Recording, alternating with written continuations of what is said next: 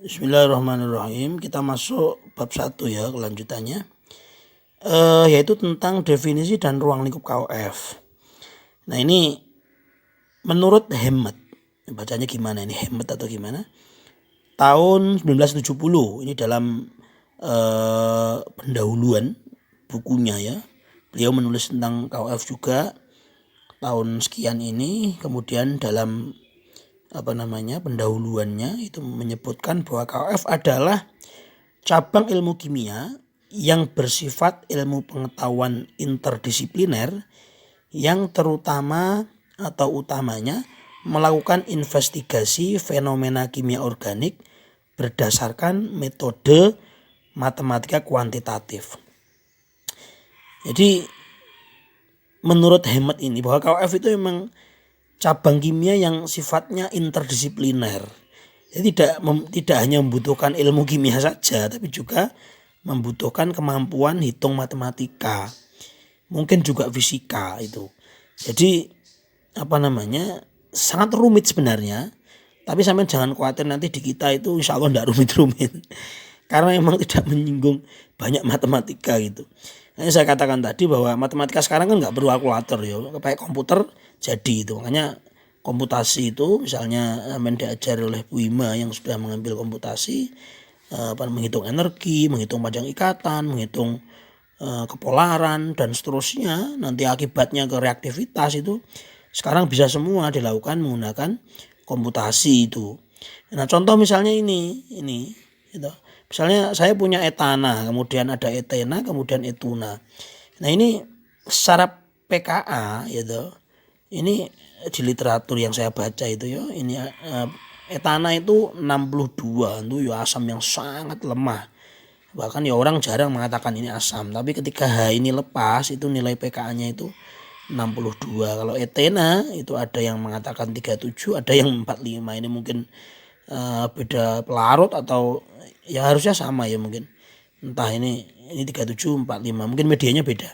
Kemudian etuna ada yang mengatakan 25, ada yang mengatakan 26. Itu yang di antara tiga ini yang paling asam itu etuna gitu.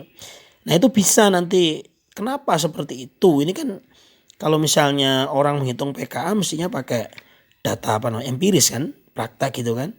Nah nanti dengan kenapa seperti itu bisa dihitung, alasannya menggunakan matematik misalnya komputasi itu.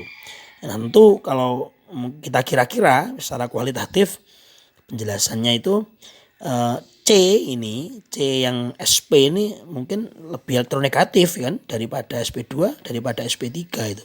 Ini paling elektronegatif, kemudian ini.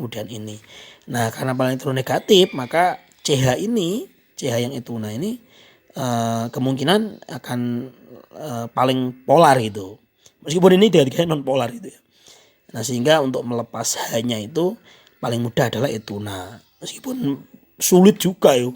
Wong pKa 26 itu ya harusnya bahasanya sangat kuat itu yang bisa mengambil ini, apalagi ini itu harus bahasa super kuat itu, tidak sembarangan.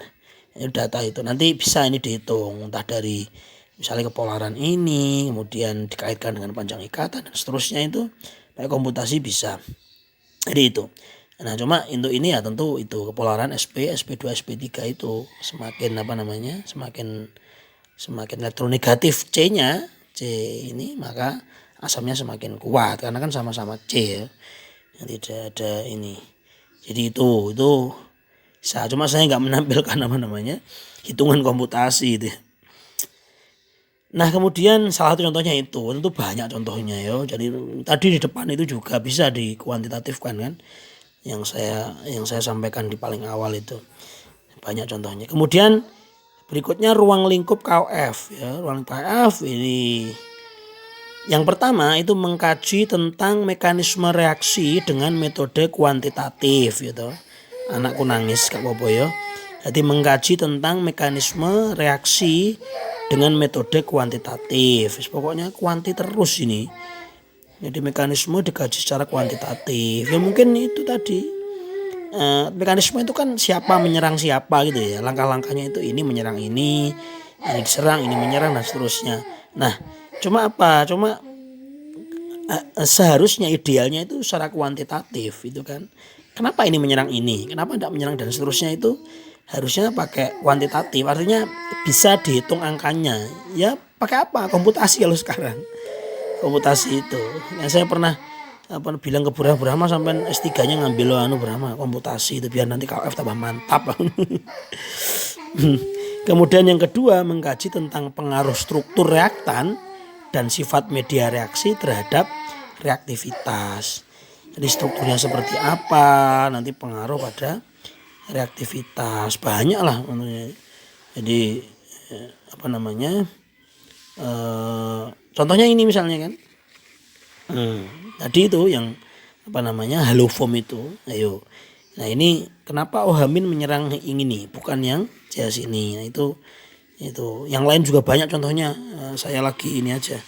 Nah kemudian misalnya ingat SN1 ya, nah, ini kan masalah media itu, polar protik, polar aprotik. Kira-kira kalau SN1 semacam ini lebih menguntungkan mana reaksinya?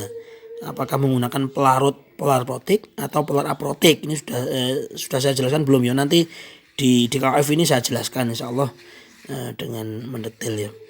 Jadi itu ruang lingkup KOF gitu. Jadi selalu disertai dengan kuantitatif itu perhitungan itu ya.